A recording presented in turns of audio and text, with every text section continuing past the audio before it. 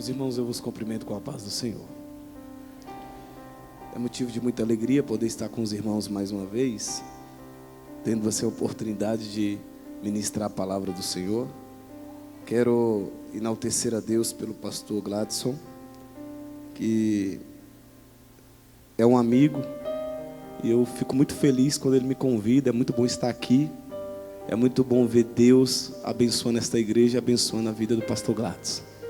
Deus o abençoe, amém? Também louvo a Deus pela vida do evangelista Johnny.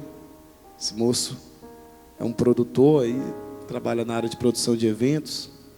Inclusive, pastor Gladson, ele fez um evento lá na Samambaia com 15 mil jovens. O cantor Fernandinho cantou lá. Foi muita vitória. Pois é, já cobra dele aí. E hoje ele está aqui me ajudando, amém, irmãos? Tem alguém feliz? Diga glória a Deus. Quero louvar a Deus pelo pastor Anderson. Isso é pastor, levita, isso é 1001 utilidades, irmãos. Está ali a cantora Wanda. Acertei? Deus abençoe, amém? Tem alguém que quer sair daqui cheio do Espírito Santo hoje, irmão? Então, pega a sua Bíblia, você pode... Meu som estava tão bom. Perdi o som aqui, a força na minha... Estava bom, mas... voltou. Muito obrigado. Sentado mesmo como você está, abra a sua Bíblia no 8º livro do Antigo Testamento, o livro de Ruth. Nós iremos ler no capítulo de número 1 e o versículo de número 16. Ruth, capítulo de número 1 e o versículo de número 16. Glória a Deus. Glória a Deus. Livro de Ruth, capítulo de número 1, versículo de número 16. Quem achou, diga glória a Deus.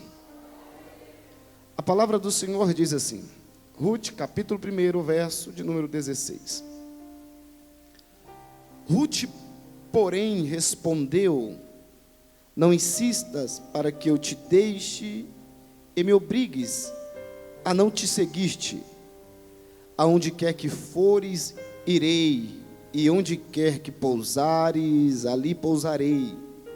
O teu povo será o meu povo, e o teu Deus será o meu Deus. Baixe a sua cabeça rapidamente. Eterno Deus, maravilhoso Deus, poderoso, Deus grande na peleja, na batalha, Deus valente, poderoso, aleluia. Glorifica o teu nome nesta noite, Senhor. Enaltece o teu nome nesta noite, ó Pai. Nos dê a altura, a largura e a profundidade da tua palavra. Que o Senhor fale ao coração, aos corações de cada um que estão presentes aqui nesta noite. Que o diabo caia por terra e que nós sairemos daqui cheios do teu Espírito, da tua presença, porque o Senhor está neste lugar. E quem concorda, diga glória a Deus. Amém, meus irmãos. Meus queridos irmãos, eu estava orando a Deus, pedindo ao Senhor uma palavra que viesse coadunar com a campanha que o Senhor colocou neste dia, para que o povo desta igreja viesse receber milagres da parte de Deus. E Deus me levou no livro de Ruth, no capítulo de número 1 e no versículo de número 16. É bem verdade que para nós entendermos o verso de número 16, é necessário nós começarmos a descrutar aqui a partir dos primeiros versículos. E o primeiro versículo deste livro, do primeiro capítulo, ele vai trazer muitas informações e muitas lições. O primeiro versículo vem dizendo que nos dias que os juízes julgavam, houve fome na terra. A primeira informação do livro de Ruth diz que nos dias que os juízes julgavam, houve fome na terra. O historiador Flávio Joséfo conta que neste período quem estava julgando a terra era Sansão, aquele homem que o Espírito do Senhor possuía E quando o possuía, Deus realizava através dele coisas miraculosas, como rasgar um leão pelo meio, arrancar os portões da cidade de Gaza, e com uma queixada de jumento matar 1000 filisteus. É este que se torna o juiz de Israel. E neste período, quem julgava era Sansão, mas Sansão morreu. E Flávio Joséfo conta que o sacerdote Eli, neste período, por um curto espaço de tempo, ele vai governar Israel. E é nesse período que houve fome sobre toda a face, ou melhor, houve fome sobre todo Israel. Quando a Bíblia fala de fome sobre Israel, em toda a história veterotestamentária, meus irmãos, a Bíblia vai falar de 10 eventos principais que Israel vai enfrentar a fome. Um desses eventos é quando José está no Egito, e José interpreta o sonho do rei, interpreta o sonho de Faraó, há cerca de 7 anos de bonança e 7 anos de fome, e houve fome em toda a terra, inclusive em Israel. É por isso que o povo foi para o Egito para comprar alimento. E depois que, quando eles encontram José no Egito, eles vão ficar numa cidade por nome cidade de Gósen. E ali eles ficaram durante muito tempo. Era para ficar um curto espaço de tempo. E eles ficam muito tempo ali. Depois o faraó que tinha apreço a José morre. Se levanta o novo faraó e começa a subjugar o povo. O povo se torna escravo. E aí Deus vai levantar Moisés para tirar o povo, para enviar o povo para uma terra prometida. Mas enfim, existem 10 eventos principais que Israel vai enfrentar a fome. E dentro desses 10 eventos principais, nós estamos entre um deles aqui no livro de Ruth.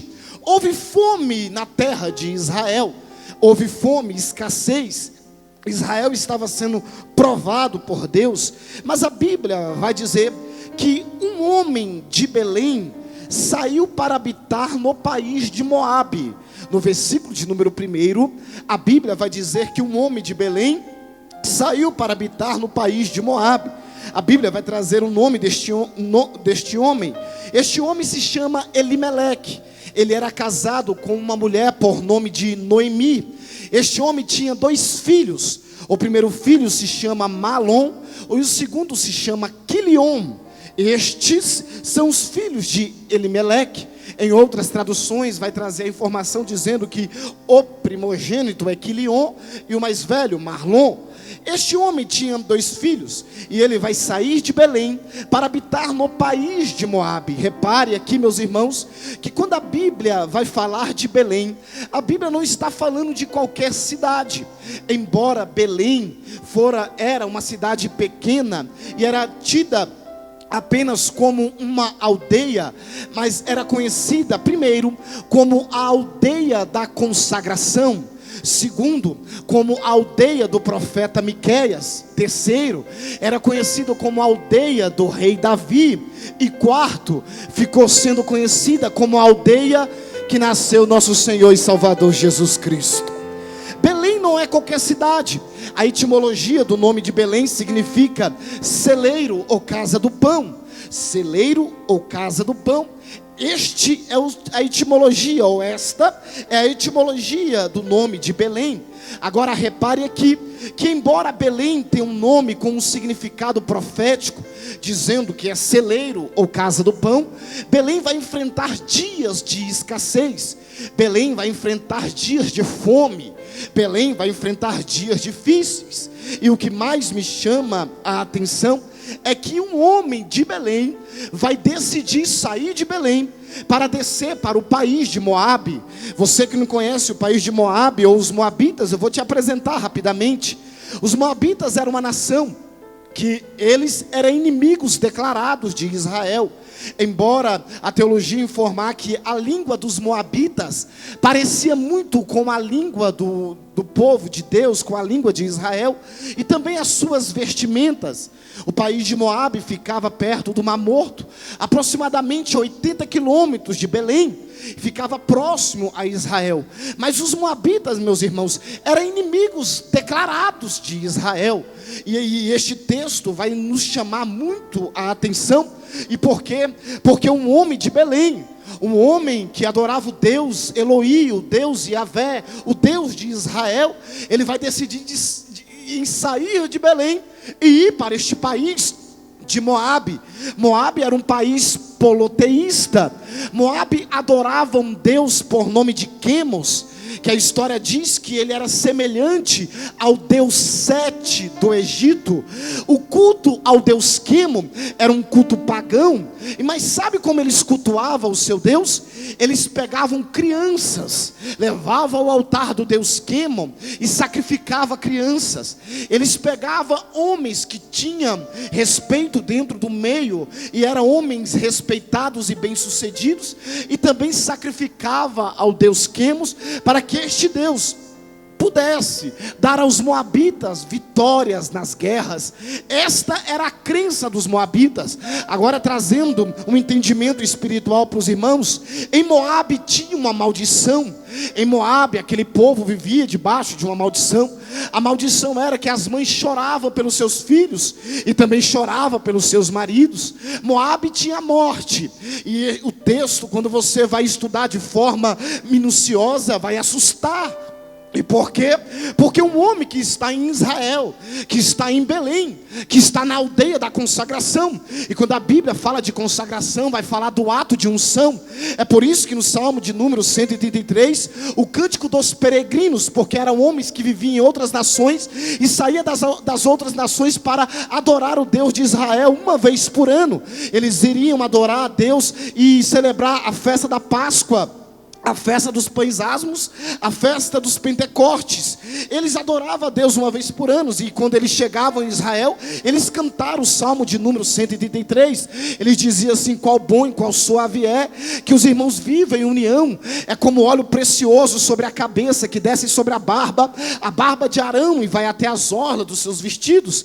Ele vai falar que a comunhão é como o ato da consagração. E o que é consagração? Autoridade para alguém prestar o culto. Repare que só o sacerdote tinha autoridade para celebrar o culto. Só o sacerdote poderia oferecer um sacrifício a Deus. Lembra de Saul, quando desobedeceu uma ordem direta de Deus, não matou o rei da cidade que ele vencera, e também não matou os animais? A Bíblia diz que Samuel deu uma ordem para ele esperar 7 dias, porque ele viria outra vez para sacrificar. Saul não espera e ele sacrifica ao Senhor. Ora, Saul era rei, também Saul era profeta, porque o Espírito do Senhor o possuiu. Mas Saul não era sacerdote, ele não tinha a consagração sacerdotal, então ele não poderia prestar um culto a Deus. E é por isso que Deus vai rejeitá-lo sobre o reinado de Israel. Mas bendito seja o nome do Senhor, porque quando nós falamos do ministério de Cristo, nós falamos dentro da teologia sistemática. Eu acredito que muitos estão estudando teologia aqui, vão entender o que eu estou falando.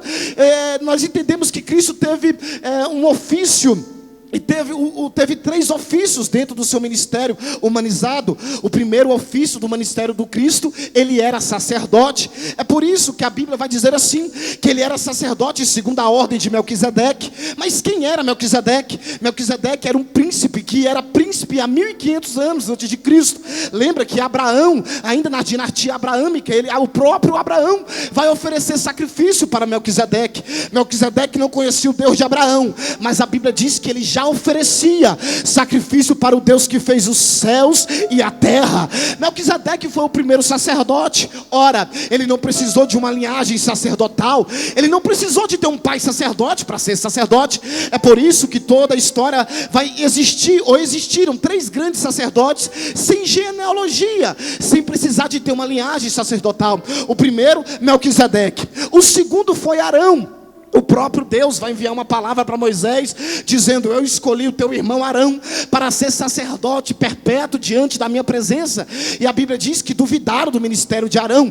Aí Deus vai dar uma ordem para Moisés para pegar um galho de amendoeira, enterrar o galho, e na vara que florescer no dia seguinte, é aquele que o Senhor escolheu. Repare que não é qualquer galho, repare que não é qualquer árvore, não é qualquer árvore, era um galho de amendoeira. E por quê? Porque a história conta que a amendoeira era uma árvore que se sobressaía, que se destacava em Israel. A amendoeira, meus irmãos, ela não hibernava, ela não dormia. No inverno, ela não hibernava e não dormia. No meio do inverno, em dias difíceis, a amendoeira, ela continuava florescendo, continuava dando fruto. E a história diz que quando chegava a primavera, ela já estava carregada com seus frutos. Então a amendoeira em Israel era conhecida como a árvore que tem pressa, ou como a árvore que se apressa em florescer. É porque Deus tinha pressa em confirmar o ministério de Arão.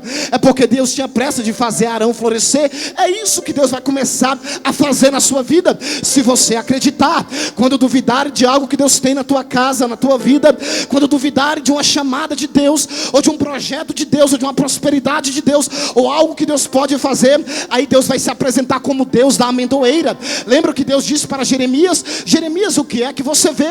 Jeremias vai olhar a visão parabólica e vai dizer assim: Senhor, eu vejo uma vara de amendoeira. Deus estava dizendo: eu tenho pressa em cumprir a minha palavra na sua vida, Jeremias.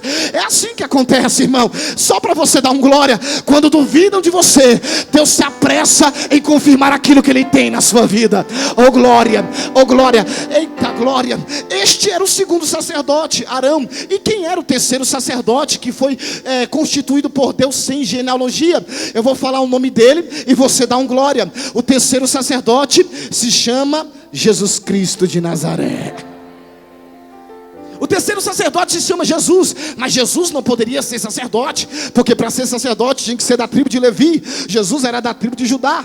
Mas Jesus era sacerdote segundo a ordem de Melquisedeque. O que é que significa isso? Ele era sacerdote constituído pelo próprio Deus. Mas o que mais me chama a atenção é que em Apocalipse, capítulo 1, lá no versículo de número 9, ou no versículo de número 6, se eu não me engano, o Cristo vai dar um brado através de João, lá na ilha de Pátimo, dizendo assim: eu vos constituí reis e sacerdote. Ora, o Cristo está dizendo que me constituiu sacerdote. O Cristo está dizendo que te constituiu sacerdote. E se sacerdote é autoridade para ministrar o culto, você vai glorificar muito a Deus aqui agora. Sabe por quê? Você tem autoridade para levantar um culto lá dentro da tua casa. Você tem autoridade para adorar a Deus aonde você estiver. Sabe por que o diabo tem raiva, fúria de muita gente e de você? Sabe por quê? Porque aonde você chega, Deus também chega. Aleluia. Aonde você está, Deus se faz presente. E quando você abre a boca, um culto a Deus já está sendo celebrado. Sabe por quê? Você é sacerdote constituído por Deus. Oh glória, quem acredita, levanta a mão, dá glória para Jesus. Mas Jesus não era somente sacerdote. Jesus também, ele tinha 3 ofícios. Primeiro, sacerdote. Segundo, Jesus era profeta. E aqui, irmãos, como eu me alegro, porque a teologia, dentro da matéria cristologia, vai dizer que Jesus também era profeta. E como profeta, ele foi homem poderoso em palavras, e foi homem poderoso em obras. Em palavras, a cristologia diz que os homens diziam assim: quem é este que prega com essa autoridade? Quando Jesus abria a boca, ele tinha autoridade. Repare que Jesus estava em uma casa e tinha muitos doutores da lei. A Bíblia diz que ele estava a ensinar. De repente fizeram um buraco no teto, desceram um paralítico. Quando desceram o paralítico, ele olhou para o paralítico. Olha como que ele era poderoso em palavras. Ele vai orar para o paralítico e vai falar assim: os teus pecados estão perdoados. Irmão, ele perdoa pecados. Oh glória, poderoso em palavras. Mas a Bíblia diz que os doutores da lei começaram a interrogar, dizendo: só Deus pode perdoar pecados. Aí Jesus vai falar assim, para provar que o Filho do Homem tem poder de perdoar pecados. Ele vai olhar para o paralítico, e aqui você glorifica, e ele vai falar: levanta e anda. Aleluia, oh glória. E a Bíblia diz que o paralítico levantou. Por quê? Porque Jesus não era varão somente poderoso em palavras. Jesus também era varão poderoso em obras. Em obras ele visitou a terra dos Gerazenos e expulsou de um homem uma legião de demônios. Mas não era somente uma legião. A legião era tão enfurecida que ninguém da cidade conseguia amansar, ninguém conseguia dominar. A Bíblia diz que prendiam ele quebrava as prisões, amarravam ele com cadeias, ele despedaçava, ninguém conseguia subjugá-lo. Mas quando Cristo chega, a Bíblia diz que o demoniado endemoniado sai correndo do cemitério, se aproxima de Jesus, dobra o joelho diante dele e dá um brado dizendo: o que é que eu tenho contigo, Jesus? Bem sei que tu é o Filho do Deus Altíssimo. Aleluia, oh glória. Jesus era poderoso em obras. Em obras ele fez 3 grandes maravilhas. E que maravilhas são estas? Ele ressuscitou 3 mortos em seu ministério humanizado. Isso aqui é só para aumentar a sua fé. Jesus no seu ministério ressuscitou 3 mortos. O primeiro morto que ele ressuscitou foi a filha de Jair, ou a filha de Jairo. Era um dos principais da sinagoga. Repare aqui que eu não estou falando do templo, eu estou falando da sinagoga, porque existia o templo que Herodes reformou, que Zorobabel havia construído, e existia também a sinagoga. Sinagoga era um local que foi construído 200 anos antes de Cristo, para que se cultuasse ao sábado, guardasse o sábado, e também para que se ensinasse às crianças. Este homem Jair era principal da sinagoga, era um homem de autoridade, mas a sua filha morreu. Este foi o primeiro defunto que Jesus ressuscitou. A Bíblia diz que Jesus vai entrar lá dentro da casa de Jairo. Ah, irmão, aqui eu já estou sentindo a presença de Deus, porque se algo morreu lá dentro da tua casa, seja motivação, seja vida espiritual, seja um projeto empresarial, seja algo, se algo está morto lá dentro da tua casa, seja o casamento, seja a comunhão, Jesus já está entrando lá nesta noite. Aleluia, oh glória. Ele é machanda, canda. Ele vai entrar dentro da casa de Jairo. Aí ele vai falar assim para a menina: Talita cume. Talita não é o nome da menina. Talita é uma expressão hebraica que diz: menina, eu te ordeno, levanta-te. A Bíblia diz que a menina levantou. Sabe por quê?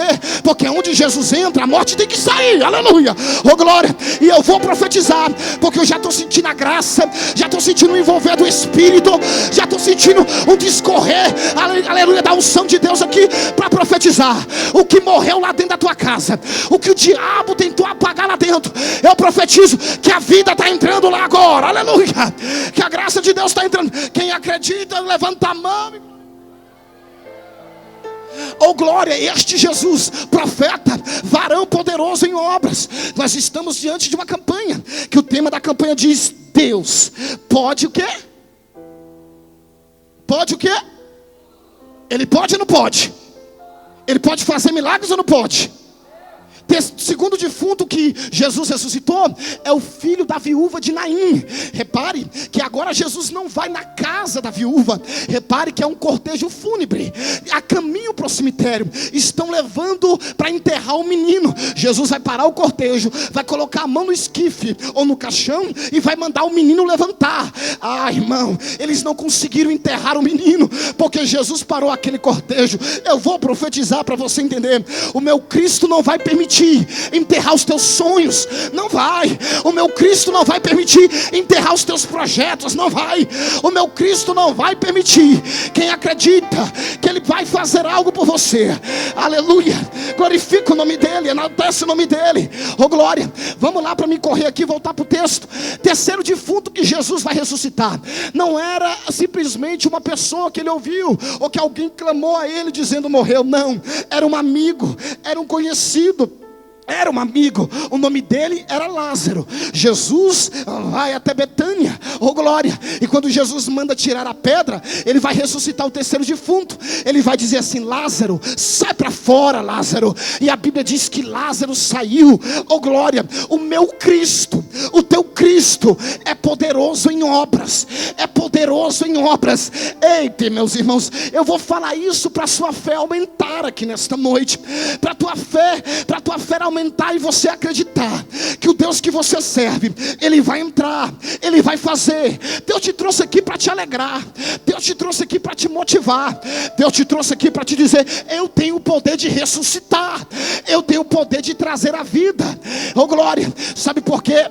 A Bíblia diz assim, quando Cristo dá um brado: eu sou a ressurreição e a vida, e aquele que crê em mim, ainda que esteja morto, viverá. Aleluia. Primeiro ofício de Cristo, ele era sacerdote. Segundo ofício de Cristo, ele era profeta, poderoso em obras. Terceiro ofício de Cristo, irmão, quando eu falar, você dá um glória só para ficar bonito, amém? Jesus, ele também era rei, aleluia. Não, está muito fraco, fala assim: ele era rei.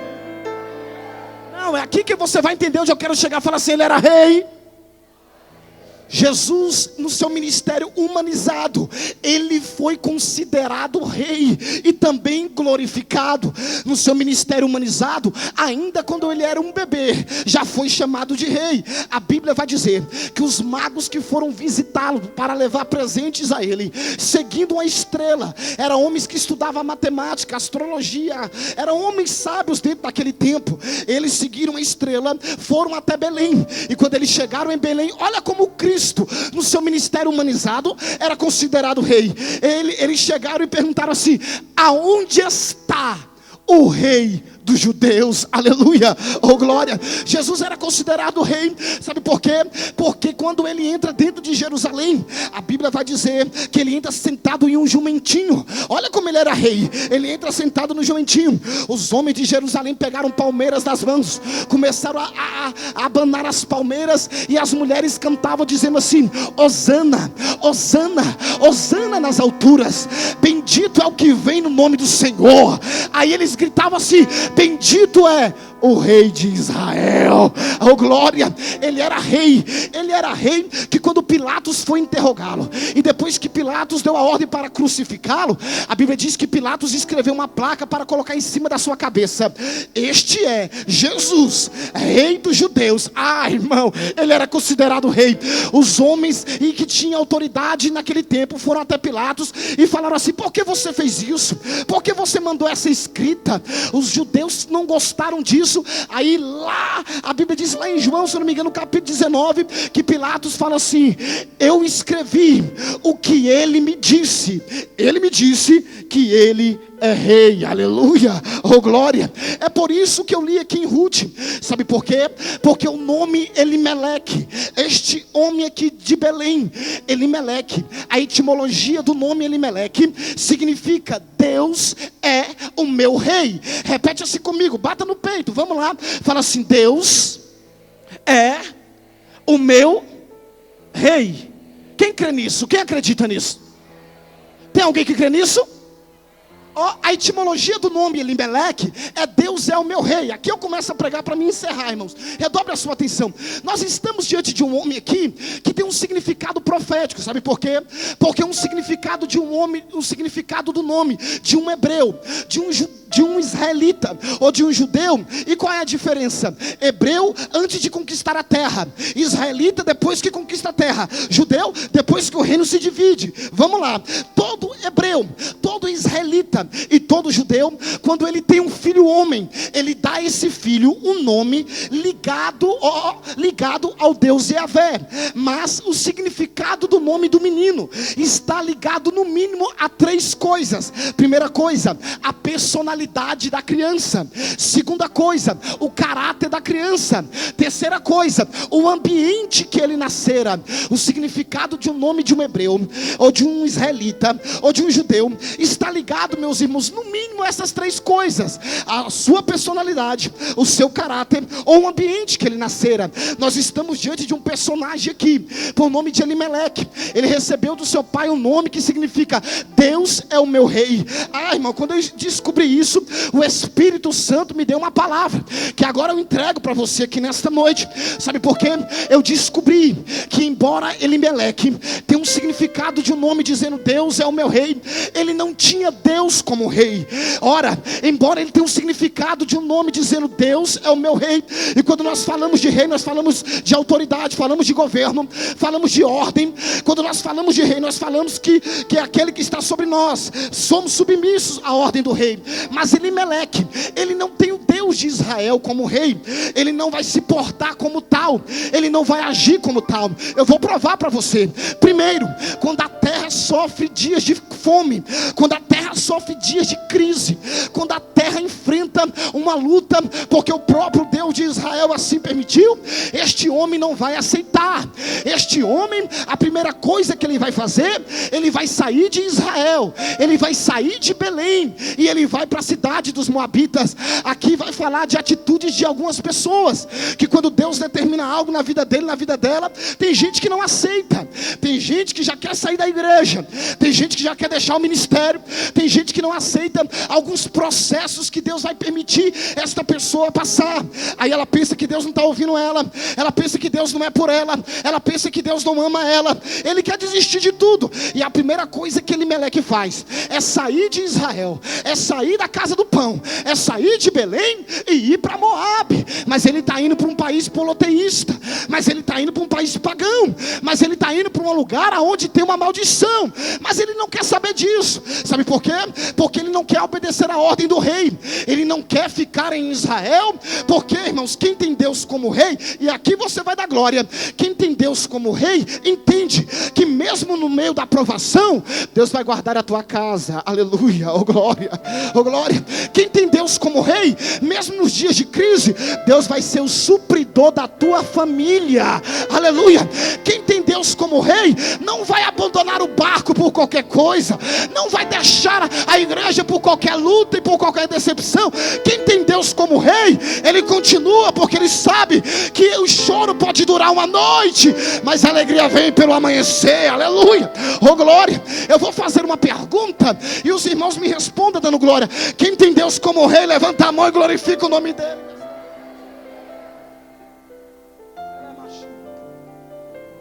Então fica firme. Então aguenta o espinho. Então não desista. Lemarianto narra. Come tanto canaramarauitza. Não olhe para trás. Permaneça naquilo que Deus te colocou. Aleluia. Porque ele desce, irmãos, para Moabe.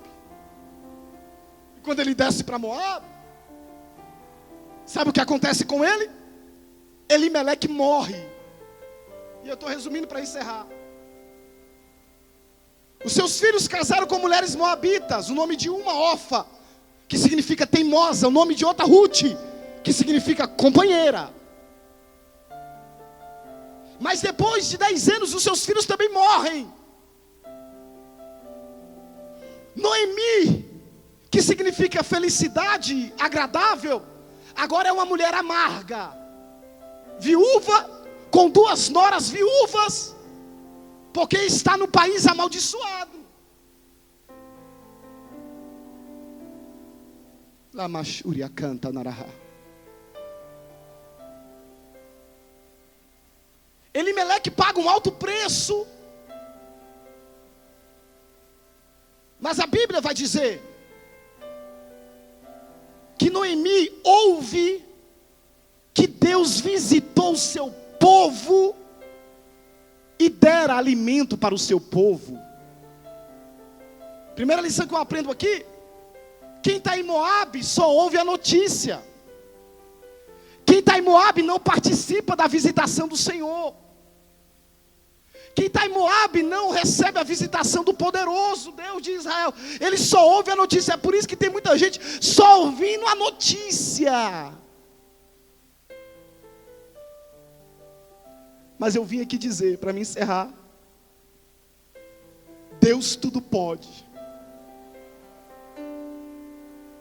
Lemacalachúria canta na rua. Eu vou falar de novo para você reagir. Deus tudo pode. Ele vai transformar a maldição em bênção.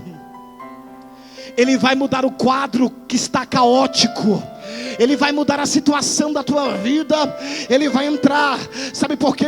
Porque aonde estava a vergonha, prepara para receber. Haverá dupla honra da parte de Deus.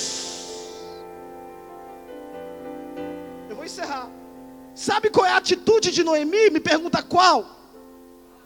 Ela escuta e ela fala assim: eu vou voltar para Belém. Eu vou voltar para a casa do pão.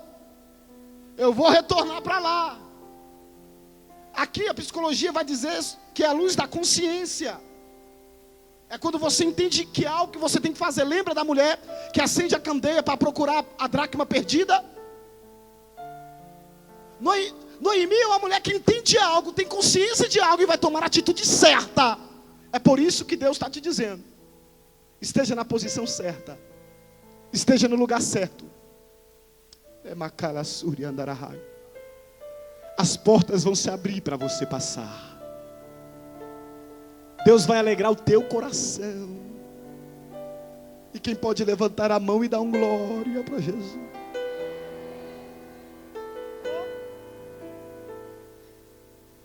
Ela vai voltar para Belém, mas ela vai dispensar as suas noras.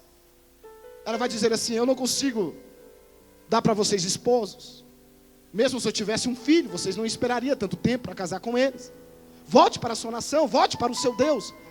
A órfã, ela dá um beijo em Noemi, chora com Noemi e se despede. Volta para o país de Moabe, porque elas se despediram num caminho para Belém, e volta para o seu Deus. Mas Ruth vai agir de forma diferente.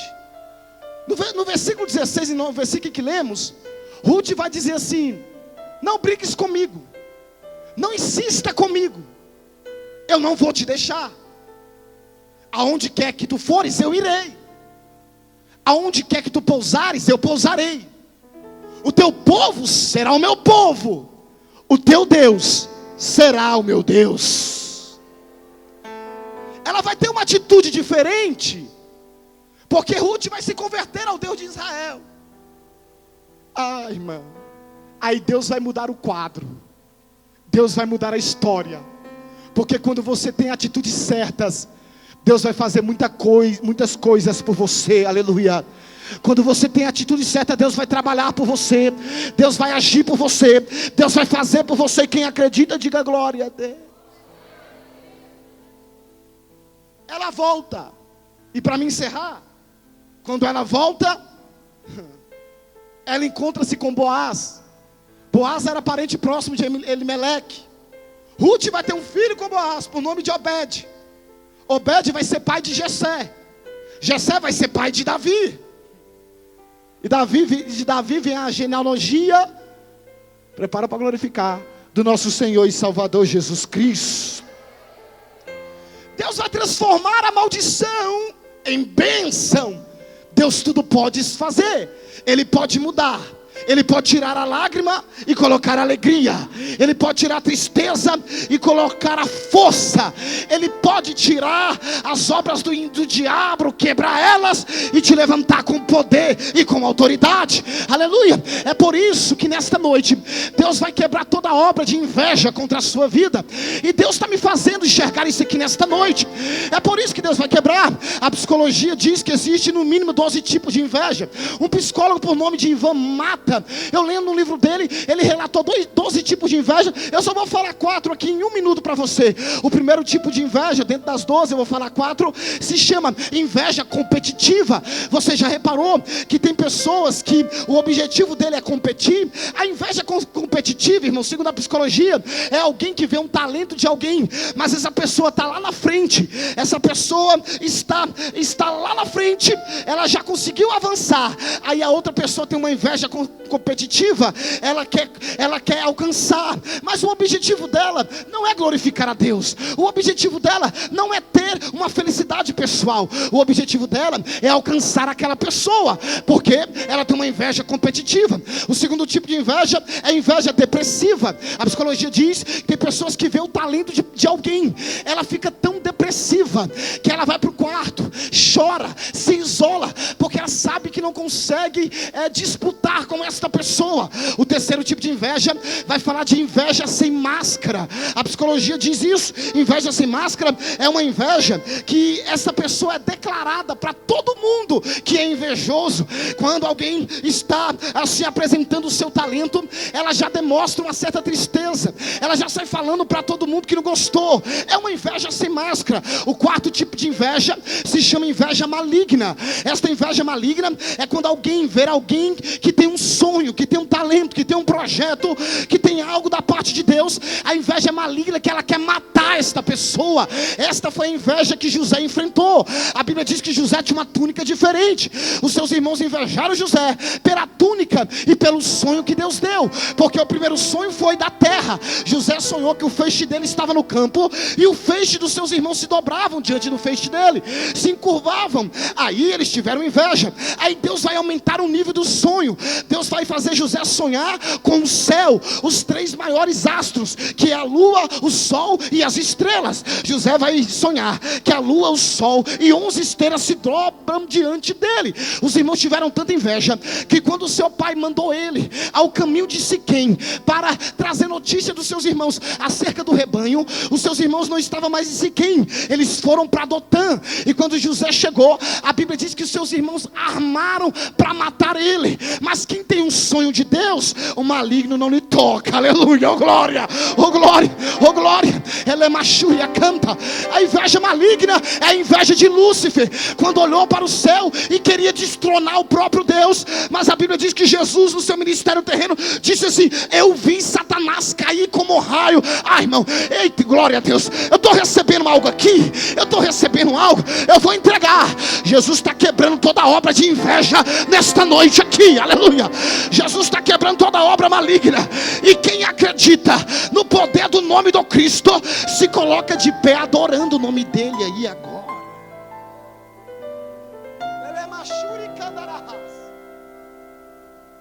Aleluia.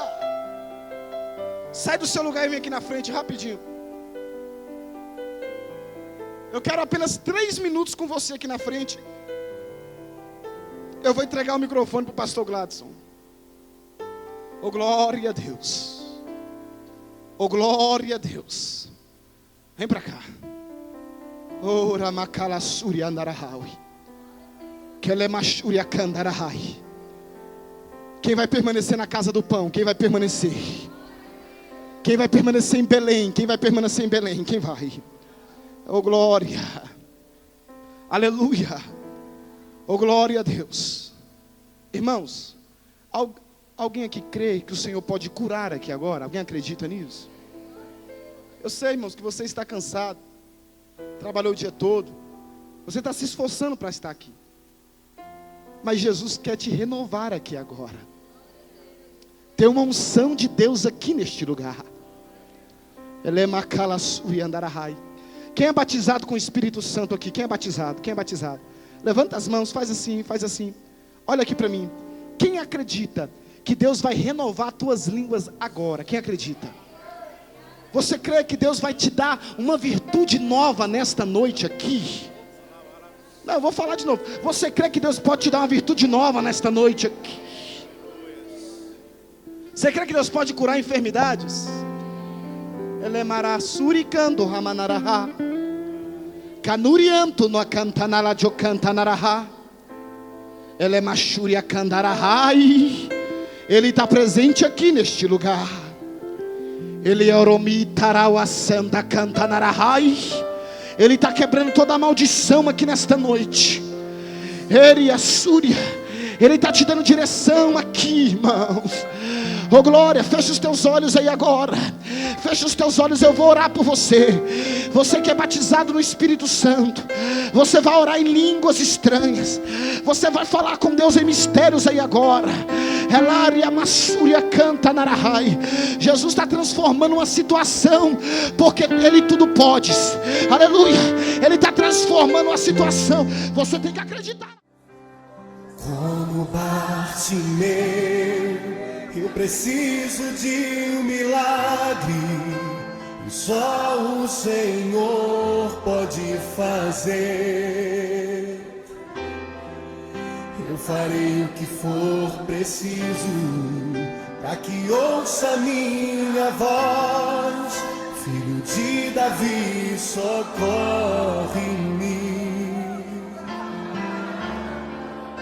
Sem ti eu sou tão frágil,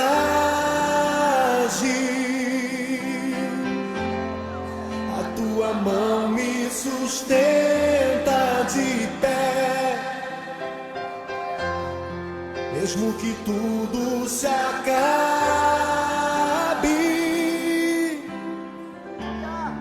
ainda me resta a fé. O que eu não posso fazer, tu podes. A mudança que eu preciso, tu podes. O milagre que eu espero, tu podes.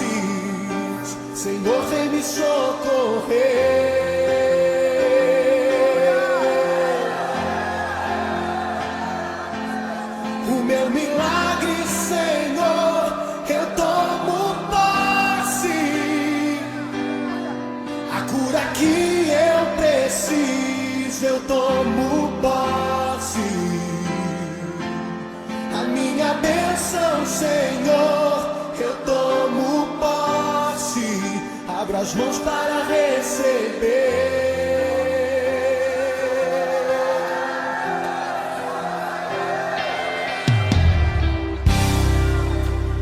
Como Bartimeu, eu preciso de um milagre, e só o Senhor pode fazer. Eu farei o que for preciso, para que ouça minha voz. Filho de Davi, socorre em mim. Sem ti eu sou tão frágil,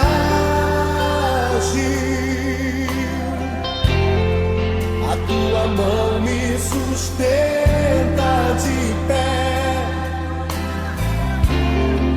Mesmo que tudo se acabe,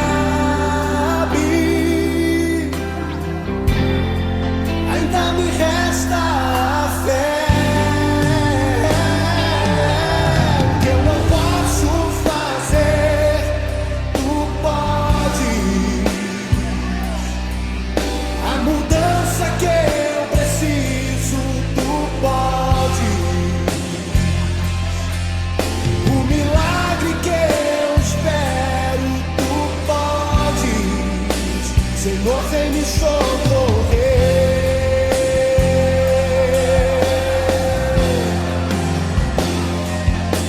O meu milagre, Senhor, eu tomo posse.